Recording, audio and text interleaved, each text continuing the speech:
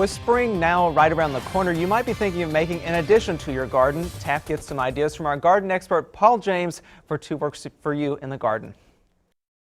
Good morning, welcome back to In the Garden. Guess who this is? Paul. And Taft right here.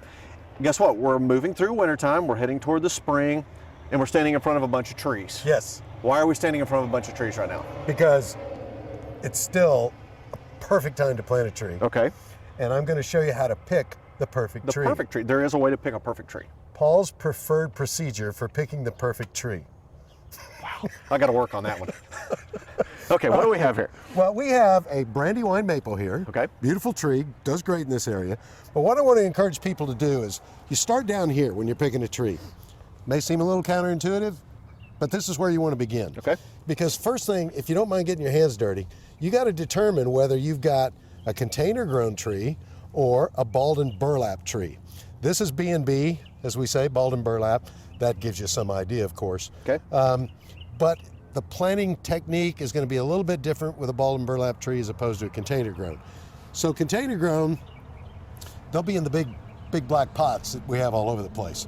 These are rings that we put these B&B trees in, and you just want to verify which one you've got. Then as you move up the tree, remember what this is? To prevent sun scald. That's correct. Yes. But you want to examine this trunk. These days, everybody wants a nice, perfectly straight trunk. That's fine. I don't mind a little bit of bends and twists and stuff. Yeah, they're interesting. But as you can see here, beautiful straight trunk. No fissures, no blemishes. It has been limbed up as it grew, because this was growing in the ground for 10 years or so before it was even dug up. Then we get up into the scaffolding, the branching. Now that's why this time of year, besides the fact that it's a great time to plant, you know that this is going to be full of beautiful green leaves, right? Exactly. When it leaves out in spring. But now you get a chance to really see what that branching pattern looks like. Okay. These are the bones of a tree, and it's important to really be able to examine that. So what you're looking for is, want to make sure you don't have any crossing branches, dead or diseased branches. But primarily it's the angle here. We call this the crotch angle. You want this angle to be somewhere in the neighborhood of, say, 45 to 65 degrees. Okay.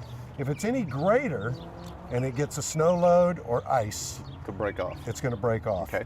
If it's sharper than that, then you're going to have a weird looking tree. Everything's kind of growing straight up. Okay. So examine those branches carefully, and you want to make sure that you've got a nice alternating pattern of branches as you go up the tree. When you get to the top, that's really a very important thing that a lot of people overlook. What you want is a strong central leader. So that's that branch that's going to continue, that top section, that's going to continue to grow and grow and grow, and there'll be more lateral branching taking place. But you may have heard people say you never want to top a tree. In fact, I've had so many people leave business cards that say they're tree experts and they want to do tree work at your house. On their business card or their little flyer, they always list topping. If you see someone who says they do tree topping, don't ever hire them, because that is the absolute worst thing that you can do. If you top a tree, you've gotten rid of that terminal growth, so you're just it's not going to have an opportunity to really do what it's designed to do. It's going to turn into a tall bush. Exactly. It's going to be like like a big old shrub. Is there anything we need to worry about, with some of these smaller ones at all, or are we really just looking at the biggest of the limbs to make sure those are at that perfect angle? Well, I don't encourage much in the way of pruning in that first year in the ground. Wait for the second year. Go ahead and let it leaf out. It's going to photosynthesize. It's going to really send a lot of energy down into those roots. But that first year or so is really the root development phase. Okay. So you're not going to see a lot of additional growth at the top of the tree that first year, sometimes even 2 years. And that's a good thing, because it's focusing on developing that really good root system. Wait a minute, I forgot one more important thing. We got to go back down. Okay. When you're inspecting the roots, okay, and you're making sure whether you got a balled and burlap or container, look for what we call girdling roots. Those are going to be roots that are actually wrapping around the tree. That's a really bad thing, because they will continue to wrap around. They can actually choke the tree.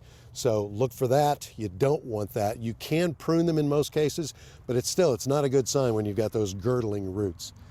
I think this tree would look really good in your own backyard, maybe where that pecan is. Yeah, because I'm still not only mowing the leaves, but also the 7 million squirrels that go along with it. I'd like to get rid of them as well, so this would look really good in my backyard. That pecan tree just drives you nuts. Driving me crazy, sure is.